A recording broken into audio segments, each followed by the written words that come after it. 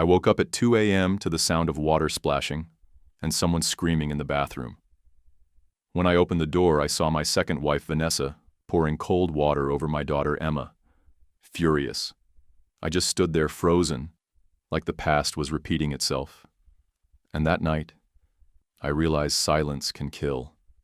Before I go on with the story, subscribe to the channel and tell me where you're listening from. I'm Richard Moore, 68 years old, a retired electrical engineer. After my first wife, Grace, passed away from heart disease, I truly believed Vanessa would bring my daughter and me a new beginning. But I was wrong. The woman I trusted most became the reason my daughter Emma lives in fear every single day. I froze in the doorway of the bathroom. Cold water splashed across the tiles, echoing through the dark house.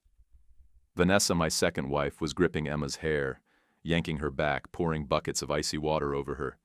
"You'll never replace your mother, do you hear me?" She screamed, her voice raw with anger and jealousy. Emma trembled, lips turning blue, trying to speak. But only sobs came out. I lunged forward, pulling Vanessa away. "Stop it, Vanessa!" "What are you doing?" I shouted, but my voice sounded weak, lost like a man who'd lost control.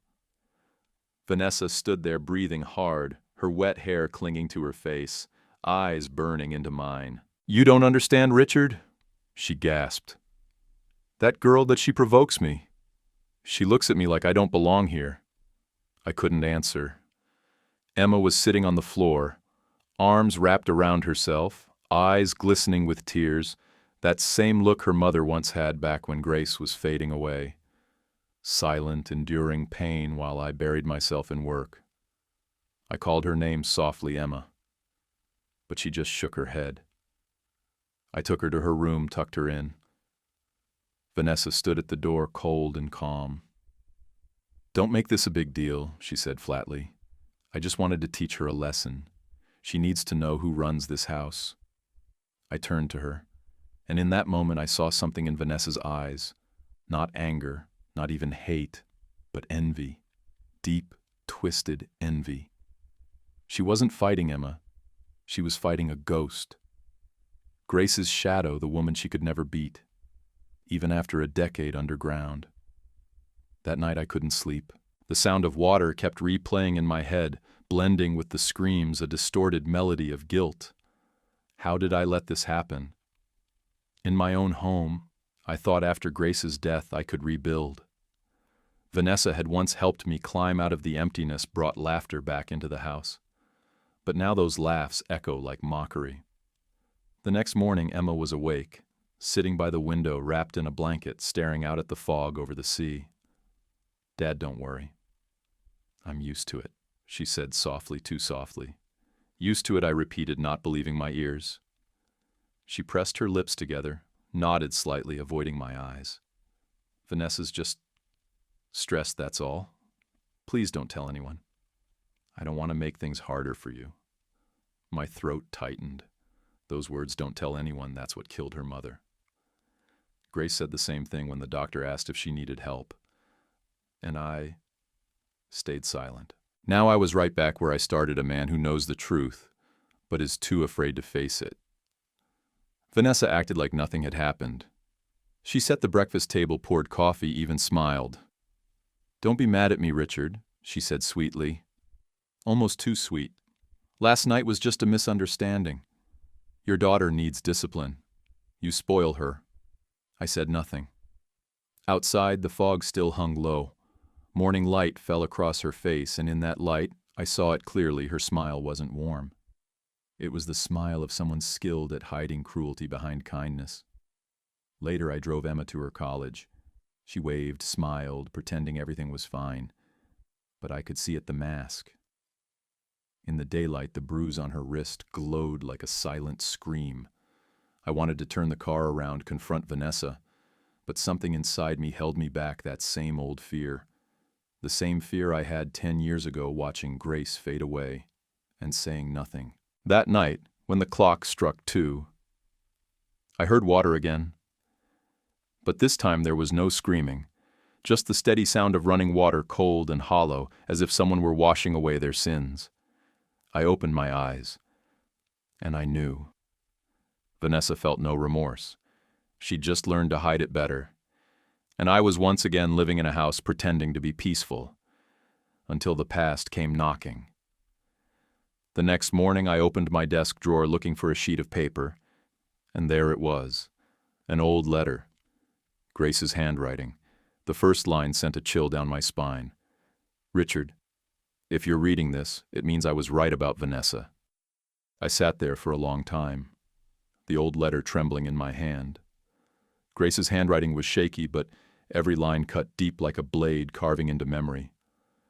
Richard, if you're reading this, it means I was right about Vanessa. Something isn't right. She knows too much, too quickly. Please, be careful. I read it again and again, unable to believe it. Grace had written that letter just weeks before she died, heart failure, they said at the time. But now, each word made it harder to breathe. I remembered those days when I'd just taken on a new project, traveling constantly, leaving Grace at home with a part-time caregiver, Vanessa. She was in her early 30s then, gentle, attentive, always bringing fresh flowers for Grace. I thought I was lucky, that my wife had someone kind beside her in her final months. I never imagined that same woman would become the shadow haunting the rest of my life. After Grace passed, Vanessa kept checking in, bringing food, helping around the house. Her kindness filled the silence. And in my loneliness, weighed down by guilt, I mistook that kindness for love. A year later, we married. Emma was 15, quiet, withdrawn. She didn't protest, but I knew she never truly accepted Vanessa. I kept telling myself time would fix it. But after that night in the bathroom, I finally understood. Time can't heal what's poisoned at the root. I folded the letter, slipped it into my pocket. The whole day I wandered around the house doing small chores, mind clouded. Every time I heard Vanessa's footsteps, my chest tightened, not with love anymore, but with something colder. Fear. That evening when Emma came home, I handed her a cup of tea, trying to ask about what happened. She just whispered, "Dad, don't worry about me. I know how to keep things peaceful." Peaceful? I asked, my voice trembling. You call that peaceful, Emma? She smiled faintly, a fragile, cracking smile. I don't want you to be alone anymore. Vanessa loves you. I'll be fine. Those words cut deeper than the first wound. She was protecting me, when she was the one who needed protection. I wanted to hold her, tell her she didn't have to suffer for my mistakes. But the words got stuck. I'd been the kind of man who chose silence, and now that silence had raised a daughter who knew how to hide her pain even better than I did. Later that night, I sat on the porch staring toward the sea. The wind carried salt and cold. Inside, Vanessa's laughter drifted from the living room soft chatter, the clink of glasses, the sound of a woman perfectly at ease. In that moment, I realized I no longer knew what was real. The woman sleeping just a few feet away felt like a stranger from another world. When night deepened, I opened Grace's old notebook, the one she always carried. Near the end, a page had been torn out. Only a few smudged words remained, Vanessa. Heart meds. My breath caught. The pieces began to fit together, Grace's fatal heart attack, the pills, and Vanessa, the one who handed them to her. I'd never questioned it. The doctor said it was coincidence, and I believed every reasonable thing they told me. But now, remembering Grace's frightened eyes, I wanted to scream. I started digging through her old medical papers, prescriptions, test results. Each page I turned felt like another reminder of how blind I'd been. How could I not see? How could I let my daughter live with the very woman her mother had warned me about? Then Vanessa stepped into the room holding a cup of tea. You look tired, Richard, she said softly. Don't overthink things. The past is better left alone. I nodded, hiding Grace's notebook under a folder. But at that moment, I heard something in her voice, that same gentle tone from 10 years ago, the night Grace died. I stayed awake till dawn, one question echoing over and over. If Grace was right about Vanessa, what else have I refused to see? When morning came, I stepped outside to clear my head. The bathroom curtain was still damp, but what froze me in place wasn't the water. It was Emma's silver necklace on the floor, streaked with a thin line of blood. I bent down and picked up the silver necklace. The heart-shaped pendant was dented, a thin streak of dried blood on its edge. I knew it instantly. It was the birthday gift I'd given Emma when she turned 16.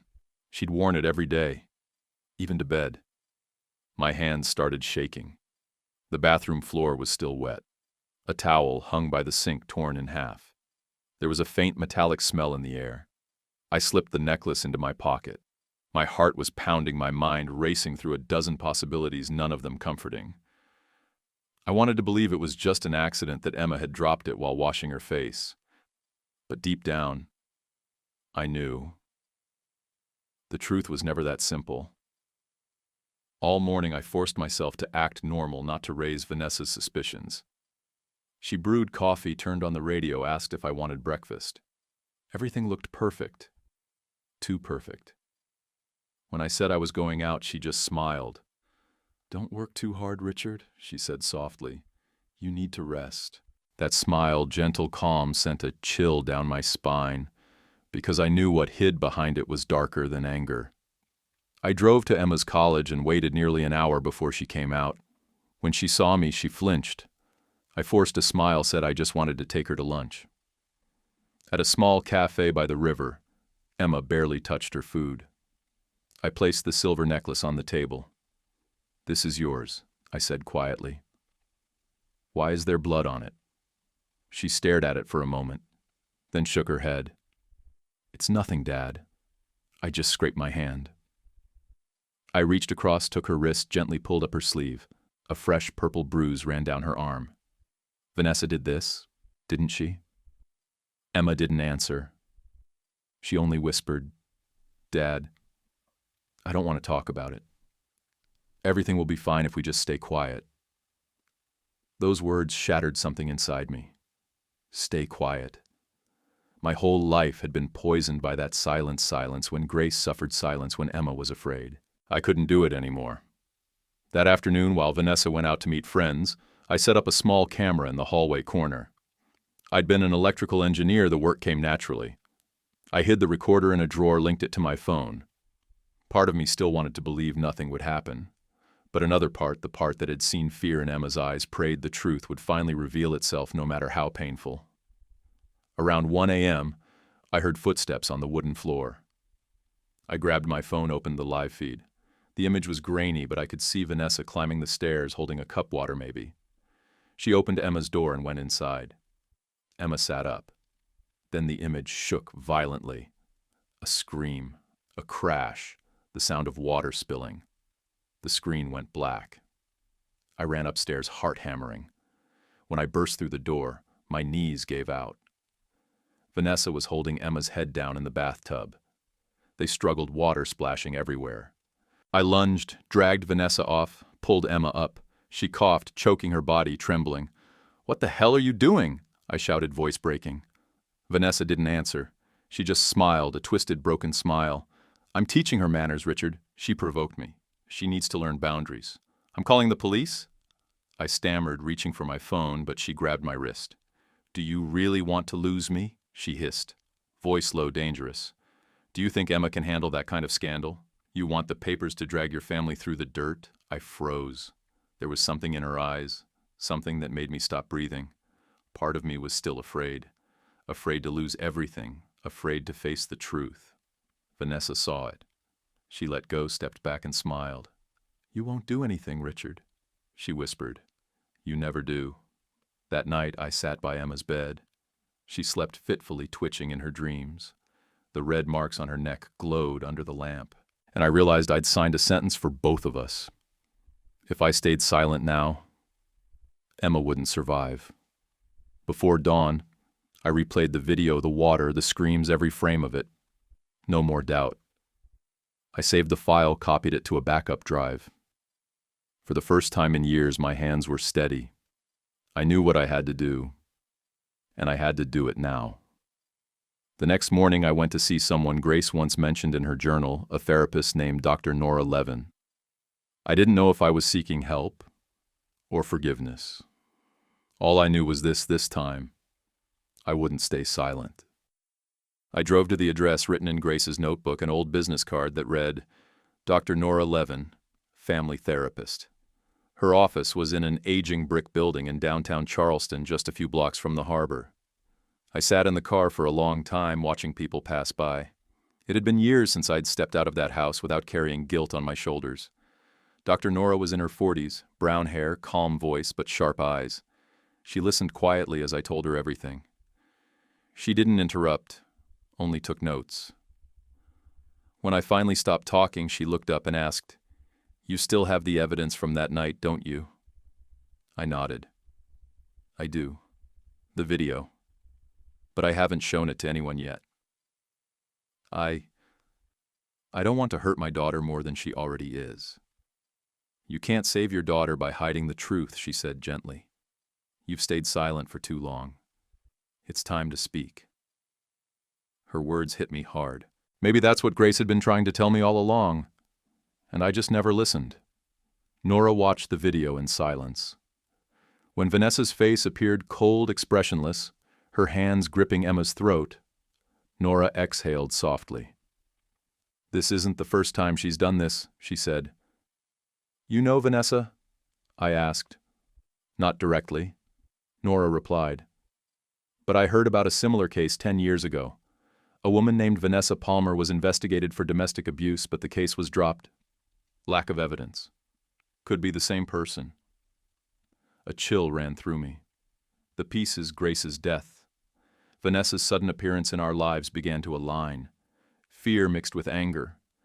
But this time the anger didn't paralyze me. It gave me purpose. We started to plan. Nora put me in touch with a police investigator, Detective David Cohen, who specialized in domestic violence cases. He advised me to collect more evidence, not just the video, but voice recording signs of abuse, even Grace's medical history. I went back home like a thief sneaking into his own life. I started recording every conversation with Vanessa. I saved every moment she tried to control me, mock me, or mention Grace with that cruel little laugh. Once I overheard her on the phone saying he's still as gullible as ever. I can't believe how easy this is. I didn't know who she was talking to, but the sound of her voice made my skin crawl. One night I found an unmarked bottle in her medicine cabinet. I looked up the barcode online, digoxin, the same heart medication Grace had taken. I remembered the doctor saying she died from an adverse reaction. I believed it back then. Now, everything was too clear. I brought the evidence to Nora and Detective Cohen. They told me to keep pretending everything was normal, not to alert Vanessa. Those weeks were the longest of my life. Every meal, every glance, every word from her felt like a performance. A sick play we were trapped in. Emma didn't know the details. She was healing slowly, but the fear was still there. I told her I was taking care of things. She nodded, worried. "Dad, be careful. Vanessa isn't who you think she is." I smiled, tried to reassure her, but inside I knew. It was because I once thought Vanessa isn't that bad that we'd ended up here. 3 weeks later, I got a text from Nora, "Be ready. We'll move this weekend. Let her talk." The operation had a name, The Last Conversation. They wanted me to make Vanessa talk about Grace, about the pills, about that night. Everything would be recorded. I didn't know if I had the courage. But this time I wasn't going to back down. The night before, I sat alone in my study. The ocean breeze slipped through the window, carrying that familiar salt scent. I replayed the video of Emma's attack, then looked at Grace's old photo on my desk. "I won't stay silent anymore," I whispered. My voice was quiet but steady. The next morning when I came downstairs, Vanessa was already in the living room, coffee ready, smiling like nothing had ever happened. "You look tired, Richard," she said sweetly, almost tender. "Last night you talked in your sleep. You said Grace's name. Do you still think about her that much?" Under the table, my hands clenched into fists. Maybe. She already knew. I tried to stay calm when Vanessa said Grace's name. Her words were soft, almost casual, but they froze my blood. She looked at me, still smiling gently, though her eyes carried something sharper, something that knew far more than I wanted to believe. "I do remember her," I said quietly. She was my wife. Half my life. Vanessa lowered her eyes, stirring her coffee. I know, but sometimes I think maybe Grace never really left. You still keep her here in every room, every word. Even your daughter. You turned her into Grace's reflection. I met her gaze. What are you talking about? She tilted her head, her voice dropping. Don't you see every time I look at Emma? I see Grace staring back at me, smiling at me, mocking me. I've had enough, Richard. I swallowed hard. Vanessa, you need help. She gave a quiet laugh. Help? Did you ever say that to Grace, before she died?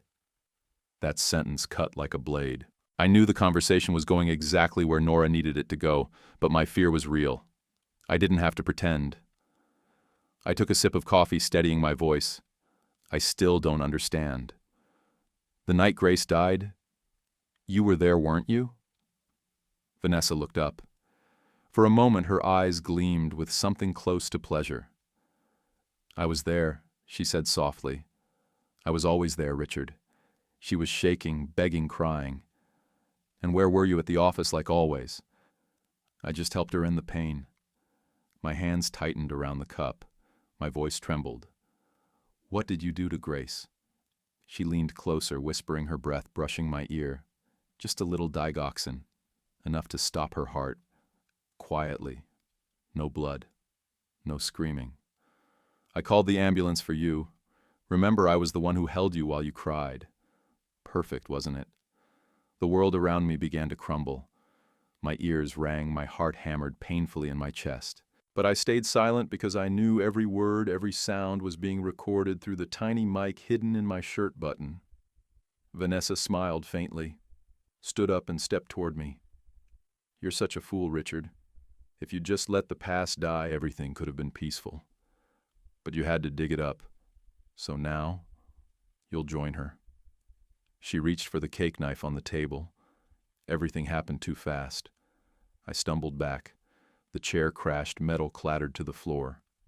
Vanessa, stop, I shouted. The door burst open. Detective Cohen rushed in with 2 officers, and Nora right behind them.